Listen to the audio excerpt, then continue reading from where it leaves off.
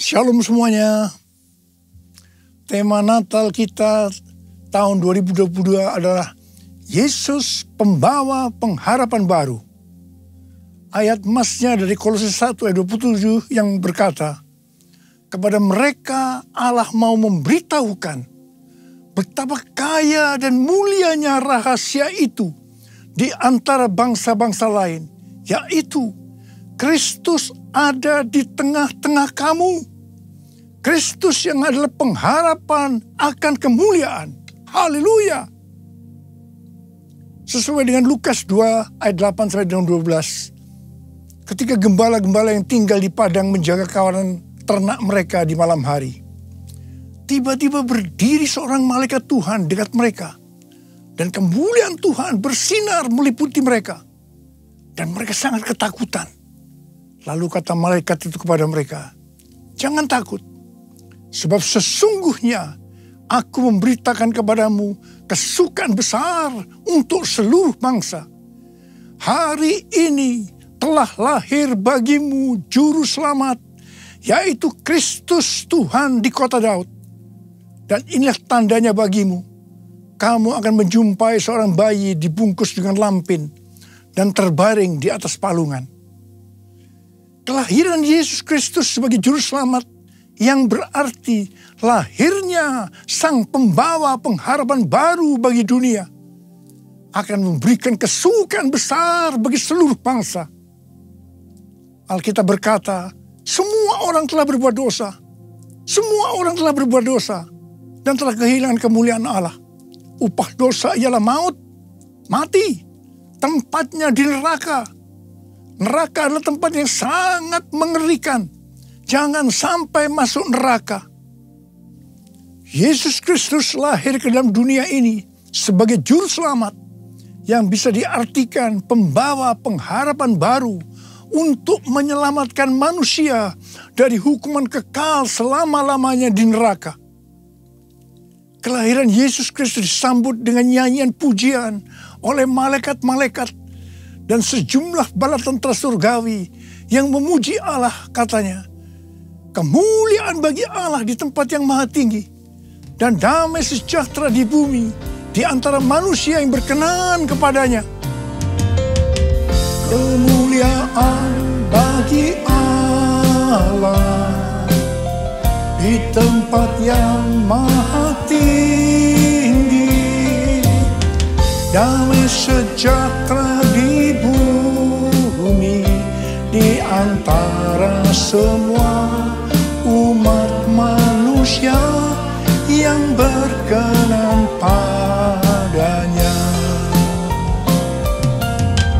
Kemuliaan bagi Allah di tempat yang maha tinggi, damai sejahtera di bumi di antara semua umat manusia yang berkenan padanya. Di antara semua umat manusia yang berkenan padanya.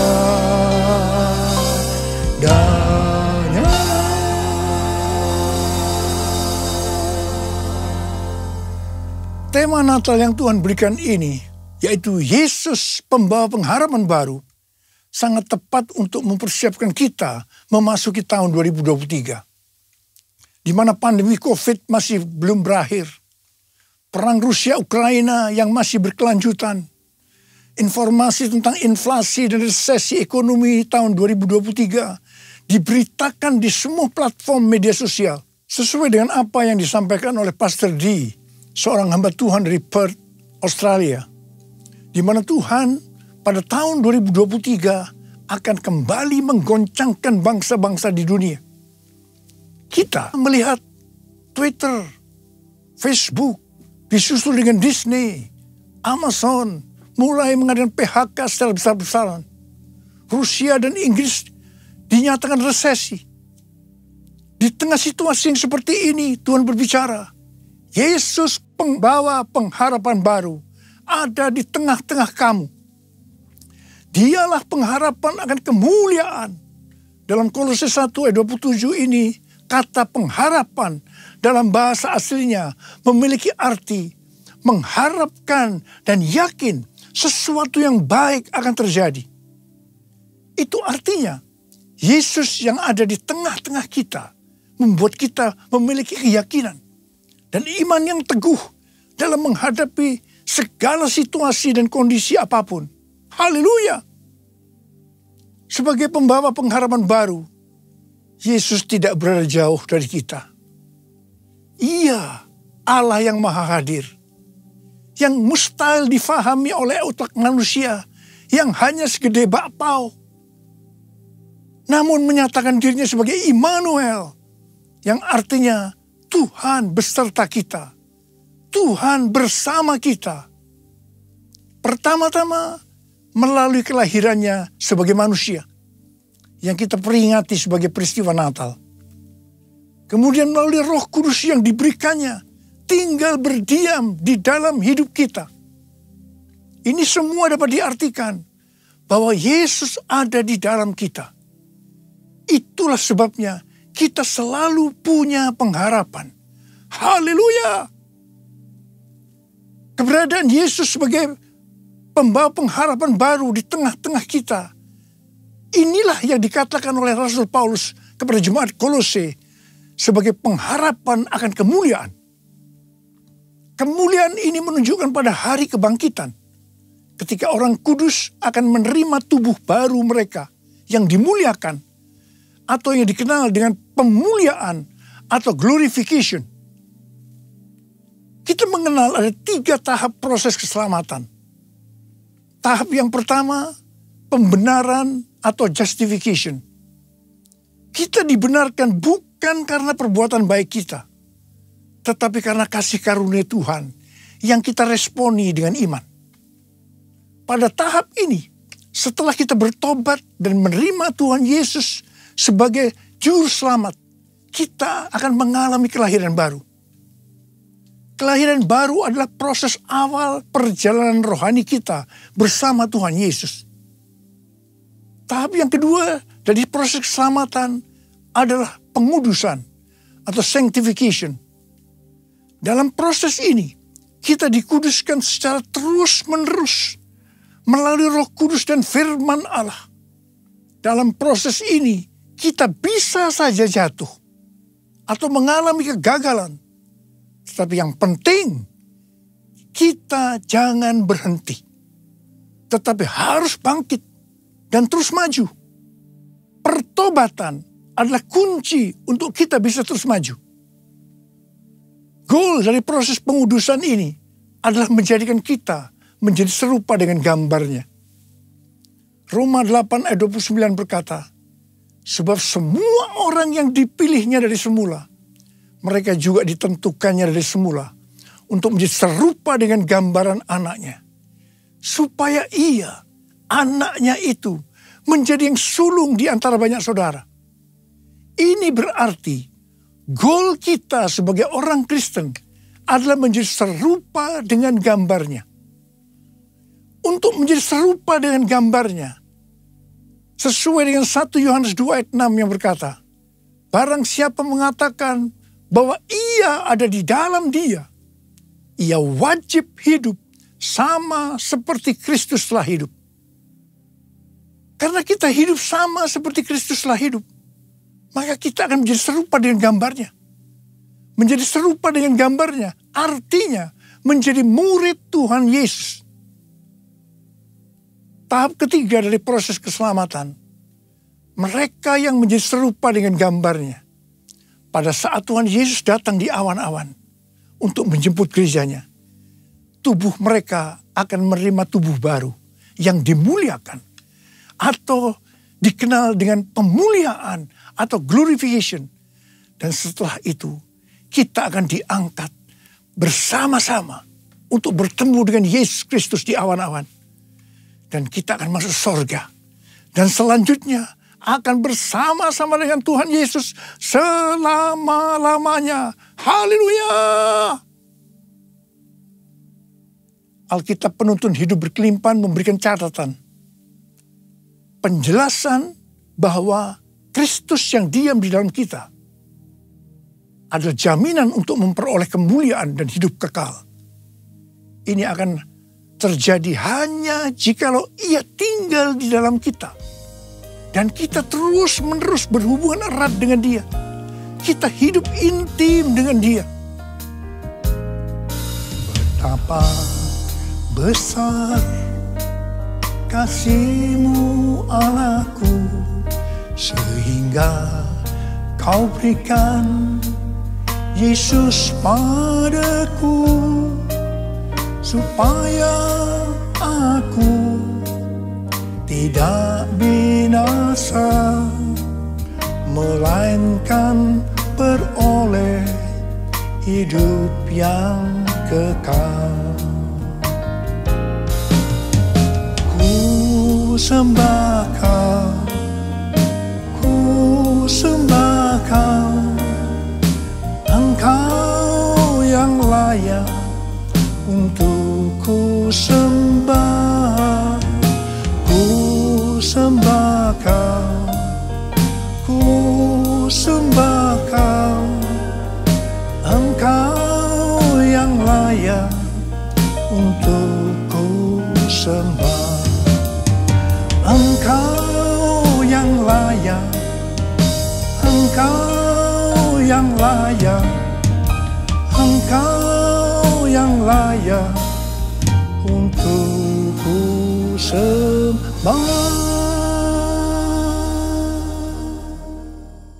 Perjumpaan kita dengan Yesus, pembawa pengharapan baru, akan mengubah jalan hidup kita secara radikal. Hal ini dikatakan seperti yang terdapat dalam 1 Petrus 1 ayat 3 sampai dengan 5. Terpujilah Allah dan Bapa Tuhan kita Yesus Kristus, yang karena rahmat-Nya yang besar telah melahirkan kita kembali oleh kebangkitan Yesus Kristus dari antara orang mati kepada suatu hidup yang penuh pengharapan, untuk menerima suatu bagian yang tidak dapat binasa, yang tidak dapat cemar, dan yang tidak dapat layu, yang tersimpan di sorga bagi kamu, yaitu kamu yang dipelihara dalam kekuatan Allah karena imanmu, sementara kamu menantikan keselamatan yang telah tersedia dinyatakan pada zaman akhir. Haleluya.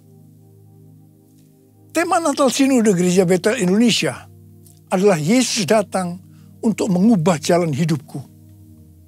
Dalam Alkitab kita melihat bagaimana perjumpaan pribadi dengan Yesus membuat jalan hidup Paulus berubah. Pada waktu Paulus dalam perjalanan menuju Damsyik, dengan semangat yang menyala-nyala untuk mengancam dan membunuh murid-murid Tuhan, untuk menangkapi mereka dan membawanya ke Yerusalem, di sana justru jalan hidupnya berubah secara radikal. Paulus mengalami perjumpaan secara pribadi dengan Tuhan Yesus. Saulus, si penganiaya murid-murid Tuhan Yesus, diubahkan Tuhan menjadi Paulus, seorang murid Yesus dan rasul yang menjadikan banyak orang menjadi murid Tuhan Yesus. Ia memberitakan Yesus di rumah-rumah ibadat dan mengatakan bahwa Yesus adalah anak Allah. Perjumpaan kita secara pribadi dengan Yesus, pembawa pengharapan baru, juga harus mengubahkan kita menjadi murid Tuhan Yesus. Setelah Paulus secara pribadi mengalami perjumpaan dengan Yesus, pembawa pengharapan baru, ia berkata dalam Kolose 1 ayat 28 dan 29, Dialah yang kami beritakan, apabila tiap-tiap orang kami nasihati, dan tiap-tiap orang kami ajari dalam segala hikmat, untuk memimpin tiap-tiap orang kepada kesempurnaan dalam Kristus. Itulah yang kuusahakan dan kupergumulkan dengan segala tenaga, sesuai dengan kuasanya yang bekerja dengan kuat di dalam aku. Jadi yang Paulus lakukan setelah dia berjumpa secara pribadi dengan Yesus, pembawa pengharapan baru. Yang pertama, Paulus senantiasa memberitakan Kristus dengan segala tenaga. Tenaga yang dimaksudkan bukan dengan kekuatan sendiri, melainkan dengan kekuatan Roh Kudus yang bekerja dengan kuat dalam dirinya.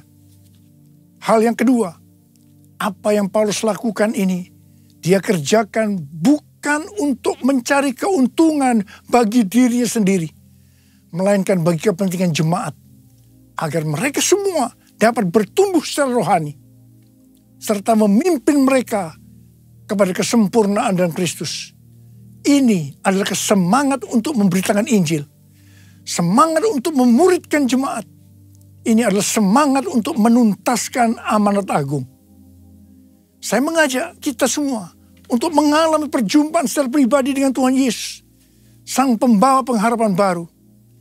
Saya percaya kita akan melakukan seperti apa yang dilakukan oleh Rasul Paulus.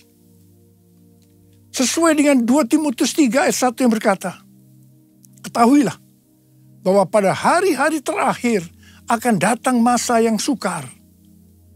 Maka di tengah-tengah situasi dan kondisi yang tidak menentu ini, di mana prediksi kondisi perekonomian tidak semakin bertambah baik, resesi ekonomi di depan mata, dan berita-berita terkait inflasi membuat kita ketakutan dan kepanikan.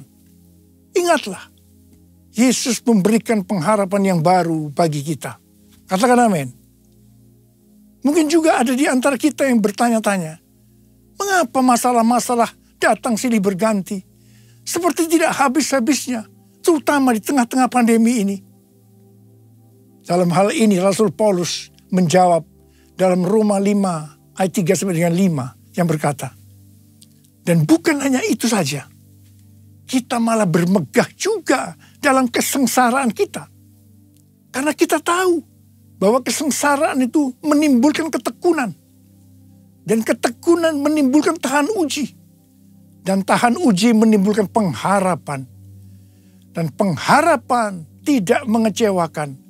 Karena kasih Allah telah dicurahkan di dalam hati kita oleh Roh Kudus yang telah dikaruniakan kepada kita. Haleluya. Juga Roma 12 ayat 12 berkata, bersukacitalah dalam pengharapan, sabarlah dalam kesesakan, dan bertekunlah dalam doa. Di sini diingatkan bahwa dalam setiap tantangan, kesesakan, selalu ada pengharapan. Karena itu kita harus tetap bersukacita, harus sabar dan bertekun dalam doa. Mari, saya ajak saudara untuk memperkatakan Roma 8 ayat 28. 1, 2, 3. Kita tahu sekarang bahwa Allah turut bekerja dalam segala sesuatu, enak maupun tidak enak, untuk mendatangkan kebaikan bagi mereka yang mengasihi Dia, yaitu bagi mereka yang terpanggil sesuai dengan rencana Allah. Karena itu, kita harus bersukacita dalam pengharapan, karena pengharapan dalam Kristus tidak akan mengecewakan. Haleluya! Yesus datang membawa pengharapan. Yesus datang membawa kesembuhan. Kasih-Nya yang sanggup memulihkan semua yang percaya. Haleluya, haleluya, terpujilah Tuhan. Haleluya, haleluya, haleluya, amin. Haleluya, amin. Haleluya, amin. Tuhan Yesus dalam Markus 4 ayat 29 mengingatkan kita bahwa musim menuai sudah tiba. Musim menuai sudah tiba. Api Roh Kudus yang dahsyat dari Pentakosta ketiga sudah dicurahkan. Saya mengajak agar kita semua untuk percaya dan terus berharap kepada Tuhan. Tuhan sedang membersihkan gerejanya. Dosa-dosa yang tersembunyi sedang dibuka. Tuhan mau gereja Tuhan menjadi kudus Sehingga kebangunan rohani dan penuaian jiwa yang terbesar dan yang terakhir terjadi. Kedatangan Tuhan Yesus untuk kedua kalinya sudah sangat-sangat dekat. Waktunya sudah sangat-sangat singkat. Salah satu tanda kedatangan Tuhan Yesus adalah kalau amanat agung selesai. Tuhan mengingatkan bahwa tugas utama kita adalah menyelesaikan amanat agung. Kita harus memuridkan. Perlu diingat bahwa yang bisa memuridkan adalah murid. Karena itu kita semua harus menjadi murid Tuhan Yesus. Sesuai dengan 1 Yohanes 2 ayat 6. Bahwa murid Tuhan Yesus adalah mereka yang hidupnya sama seperti Kristus telah hidup. Karena hidup sama seperti Kristus telah hidup, maka kita akan menjadi serupa dengan gambarnya. Sekali lagi, saya ingatkan bahwa goal kita sebagai orang Kristen adalah menjadi serupa dengan gambarnya. Menjadi orang yang mempunyai sifat yang serupa dengan Kristus. 1 Korintus 13 ayat 13 berkata, demikianlah tinggal ketiga hal ini, yaitu iman, pengharapan, dan kasih. Dan yang paling besar di antaranya ialah kasih. Kasih di sini artinya mempunyai sifat serupa dengan Kristus. Kasih lebih besar dari iman dan pengharapan. Jadi yang paling besar dalam kerajaan Allah adalah mereka yang mempunyai sifat serupa dengan Kristus. Yaitu mereka yang hidup saleh dan mengasihi Tuhan, bukan mereka yang besar dengan prestasi lahiriah. Untuk menjadi serupa dengan gambarnya, kita harus mempunyai iman yang kuat dan pengharapan yang kuat kepada Tuhan. Sekali lagi saya ingin mengingatkan kepada kita bahwa hanya mereka yang serupa dengan gambarnya, yaitu murid Tuhan Yesus saja yang akan masuk surga. Waktu kedatangan sudah semakin dekat. Mari kita semakin serius untuk mempersiapkan diri. Untuk menjadi murid. Menjadi serupa dengan gambarnya. Sehingga pada saat dia datang di awan-awan. Kita akan ikut dalam pengangkatan. Dan selanjutnya masuk surga bersama Tuhan Yesus. Tema Natal tahun 2022. Yesus pembawa pengharapan yang baru. Mengingatkan kita semua akan perbuatan yang besar dari Tuhan Yesus kepada kita semua. Karena semua orang telah berbuat dosa dan telah kehilangan kemuliaan Allah. Upah dosa adalah maut, mati. Tapi dia, Yesus yang tidak berdosa, telah dijadikan dosa oleh karena kita. Dia harus turun dari sorga mulia, menjelma menjadi manusia, mati ganti kita, menyelamatkan kita dari hukuman kekal selama-lamanya. Tuhan Yesus luar biasa. Perbuatannya besar. Perbuatannya besar. Perbuatannya besar. Perbuatannya besar. Perbuatannya besar.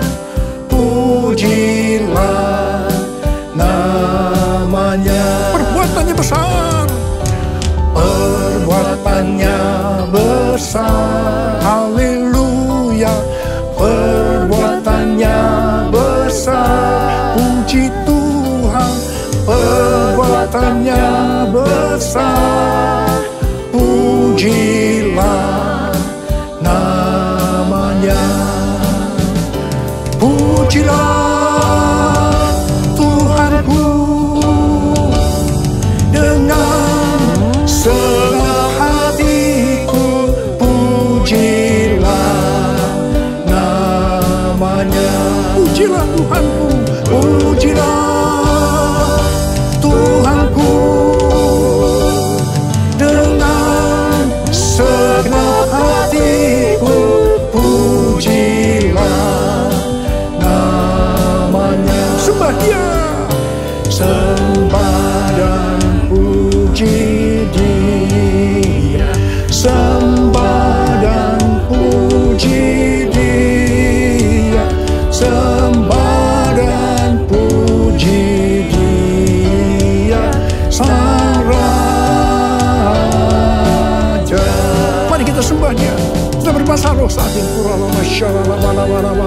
Berbahasa roh, berbahasa roh. Sembah dia, sembah dia. Oh Tuhan terima kasih, Tuhan terima kasih, Tuhan terima kasih. Oh Tuhan, sembah dan puji Dia, sembah dan puji Dia, sembah dan puji Dia Sang Raja, sembah dan puji Dia Sang Raja.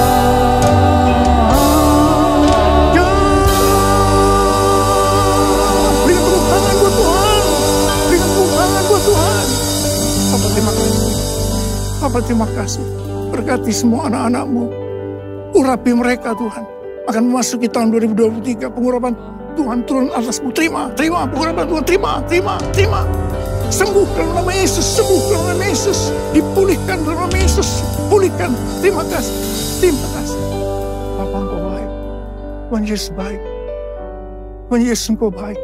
Terima kasih, terima kasih, terima kasih, terima kasih, terima kasih. Dalam nama Yesus, amin. Saudara, sekali lagi saya akan mengucapkan kepada saudara semua, selamat Hari Natal 2022. Tuhan Yesus memberkati kita semua berlimpah, limpah, limpah. Amin. Mari angkat tangan saudara, terima berkat Tuhan. Kasih karunia yang berlimpah-limpah daripada Allah Bapa dalam Anak yang tunggal Yesus Kristus. Persekutuan yang manis dengan Roh Kudus menyertai saudara sekalian mulai hari ini sampai Tuhan Yesus datang menjemput kita di awan-awan dan bahkan sampai selama-lamanya. Yang percaya bersama-sama katakan amin.